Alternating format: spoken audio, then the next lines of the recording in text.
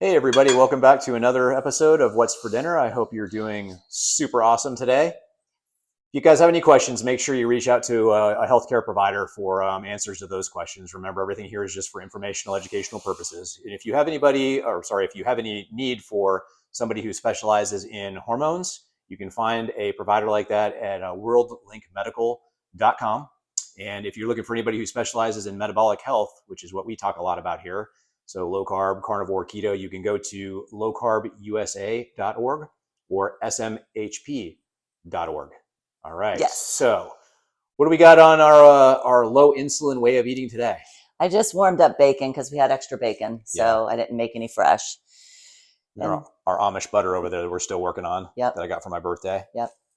And then I did the pizza thing. So a small layer of Rayo's marinara sauce, mozzarella cheese, pepperoni, and then Rosette's everything bagel seasoning. Mm-hmm. It's just fatty. Like I like it because it's fatty and greasy. Yeah, absolutely. Farm fresh eggs with butter and cheese. Yes. The Farm Fresh Egg Fairy is back. So we got Farm Fresh eggs. Yum. And then 3 ribeyes and 2 fillets. Yeah. Because you never know who's going to be here, but it's just me and you. Yep. And I showed you guys the seasonings over there before when we started up. So we've got the Jane's Crazy mixed up on the right, Redmond's Real Salt in the middle, and then we have that hardcore carnivore seasoning in chili lime flavor on the left. So just remember, guys, when you're doing any kind of like rubs or anything for steaks or for chicken or whatever you're doing, be really careful because there's a lot of times sugars are hidden in there along with other stuff that you don't want. So just be careful with all that. So today, guys, wanted to talk to you a little bit about our theme today. And that theme is going to be our things to be aware of when you're starting a ketogenic, low carb, carnivore lifestyle or way of eating. Yeah. So we're gonna hit on that today. So what do we got? Well, I think one of the biggest things is when you drop your insulin, you're going to pee a whole bunch of water out and you're going to lose electrolytes. So this is why 95% of blood pressure issues are high insulin problems. And when you have extra insulin on board, it makes your kidneys retain fluid and sodium. So as soon as you start peeing out, you're going to lose electrolytes and your blood pressure is going to go way down. But you got to replace electrolytes. And so that is magnesium, potassium, and sodium. Salt your foods really good. And sometimes you need little tune-ups. Like lately, I've been getting cramps in my toes for some reason. So I have pickle juice in the fridge. I just come down and drink that. We take an electrolyte complex twice daily, 1 capsule twice a day. Do you know the name of it? Yeah, it's Keto Electrolytes, and you can find it on Fullscript. So fullscript.com. There's a link on our website and our Facebook page. For our online dispensary. Yeah. It's an online dispensary, but you can also find them on Amazon. And I'm trying to remember if there was another, I can't think of another place, okay. But yeah. But that's what you need. That will help. That's the keto flu. That's not saying your body wants a banana. That's just saying you aren't supporting it like you should. That's what happened to me when I tried Atkins way back in the 90s. I didn't do well. Yeah. And I think it's worth noting too, some of the symptoms you get with when we talk about keto flu, it's the lethargy. Yes. You just kind of feel run down and out of energy and really weak and stuff and whatnot. So a lot of times that's just a lack of electrolytes. Yeah, and then you have to retrain your body to tap into your fat cells for for fuel. For sure. So if you're used to going on a bike ride or the gym and you're doing a banana and all this other stuff before giving yourself glycogen, and then you come out of the gym and you eat again, like you're going to have lots for your body to quickly activate and use. When you go low carb, you are going to exhaust whatever supply is in your bloodstream and organs. And then your body's going to have to relearn how to tap into your fat for fuel. We used to be fat burners, ancestrally speaking. We didn't have Pop-Tarts and oatmeal and Trix and Cheerios and all that other stuff.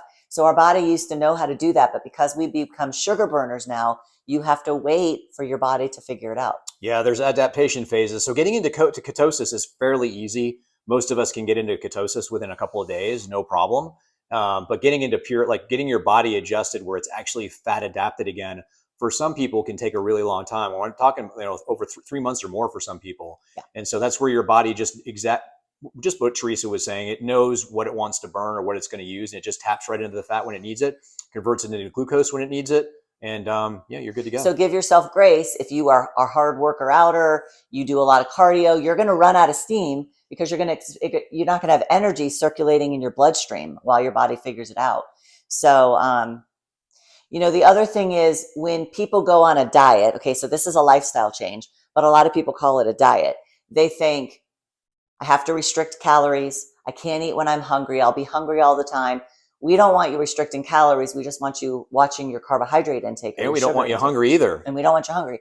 So when I first started, first of all, distraction. So like when you get bored and when you're doing something like watching a movie at night, like we watch movies or TV at night, not TV, but movies at night, we don't sit around and eat popcorn. We don't eat during movies. But if you're used to doing that, you're going to have to find a new way to distract yourselves.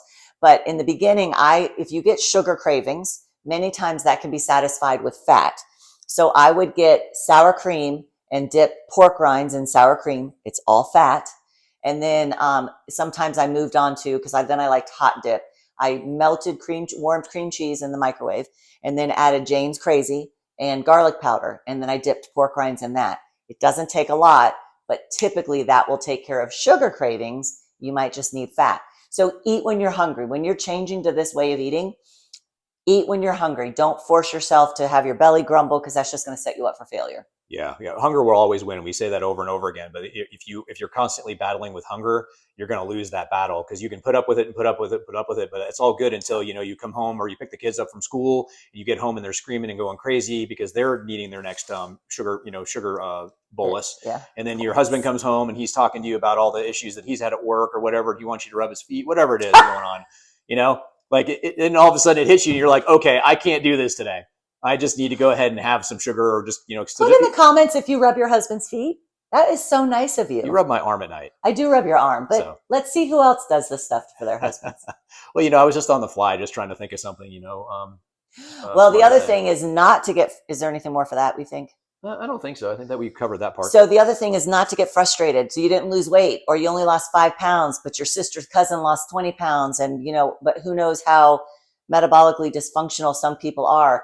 Your body will release it when it needs to, and your body has its own set weight, body set point. So, you might lose some and then stay here for quite a while. And people in this space will say it is not a stall unless it's been 3 to 6 months because your body has to figure it out and go to the next phase. Yeah. So to say. Be graceful with yourself. So, when you hit those little plateaus, so to speak, it's kind of like we used to talk about that in the gym. You get stronger and stronger until you don't. And then you hit this plateau and you've really got to find some way to push yourself through that or whatever. But a lot of times, honestly, it's just with resistance training, it's stepping back and taking a break. Yeah. Giving your body some time to rest. So anyway, step back, give yourself plenty of grace, take a breath. And then, live to fight another day. But, the point is just to be very patient with that. Yeah. Because your body is going to start pushing back. Now, especially if you're one of these type A people like I am, and you get on this way of eating and all of a sudden you're losing like 20, 30, 40 pounds, you're doing so good, then you stall. Mm-hmm. Well, your body is going to stall. I mean, it's got to start finding other ways to tap into different types of fuel. So just be careful with that. Yeah. Like I said, be graceful. Yep. And then there's always sabotagers. And here we come to the holidays. I think the holidays can be kind of strange. There are people that have to go sit with their abusers, whatever kind of abusers they are, in a family living room and act like everything is fine. Or you have to go live or go visit for family that you would not invite into your house otherwise. And then you've got your little granny chasing you around with your favorite pie. You've got people that are addicts. Now, people aren't going, oh, I'm an addict and I'm scared to change, but that's what the underlying thing in their brain is. So misery loves company. That's what Mark always says. And so they don't want you doing well.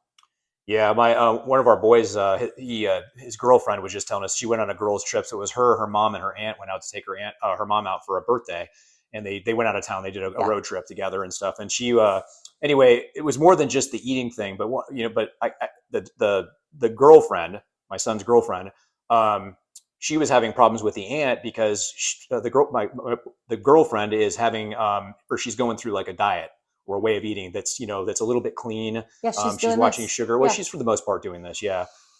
With a few exceptions, but anyway, the aunt was giving her a really hard time about it. And, it was just, the aunt was eating really bad. It was just all these different excuses and kind of poking little jabs at the girlfriend.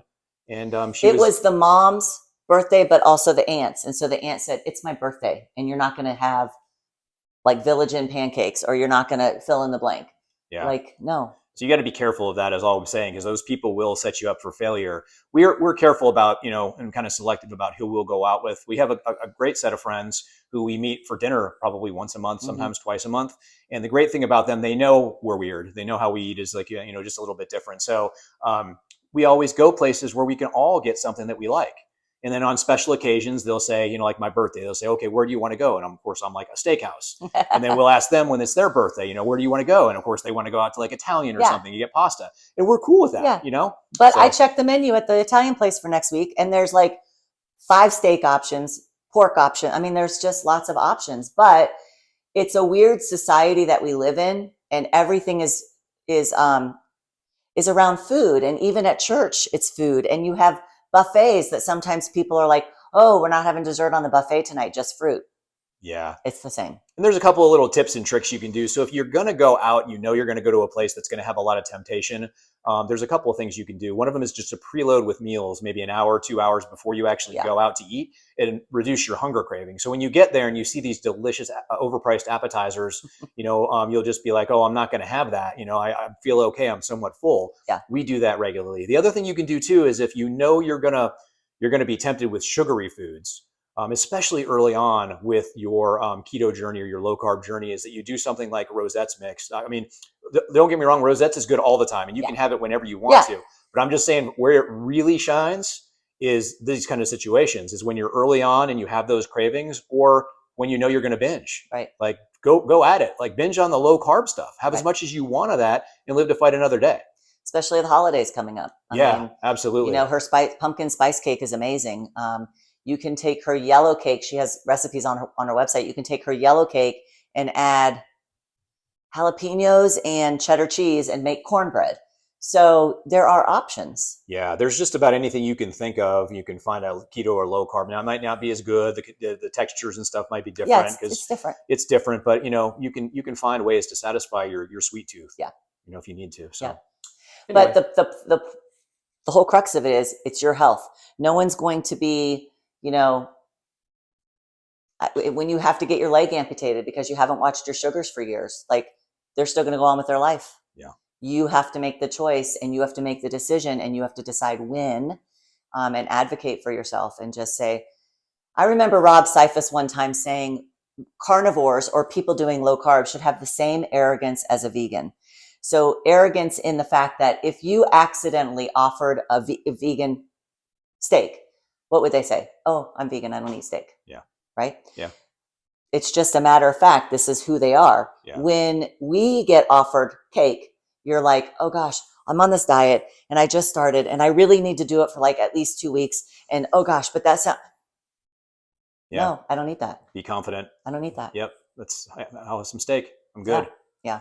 So anyway, a lot of psychology wrapped up with food addiction, and societal stuff. Yeah, we could sit here and talk about it all for hours, but we don't have time to do that because we're recording this. So and our food is ready. It is ready. So anyway, as I mentioned before, if you guys have, if you find that these What's for Dinners we're doing are of value to you, and you haven't already, please feel free to like or subscribe to our pages. We really appreciate that. It helps us. And by the way, for the YouTube people, we hit 900 subscribers last night. That's awesome. So I know it's not a lot for YouTube, but it's a lot for us on YouTube. Yeah. So we're getting there. So we're working on that. We're super excited. If you guys can send us stars or little emojis and comment or whatever, that all helps us. Yeah. So we appreciate it. We love you guys so much. And God bless you all. And we'll see you next time. Bye. Bye.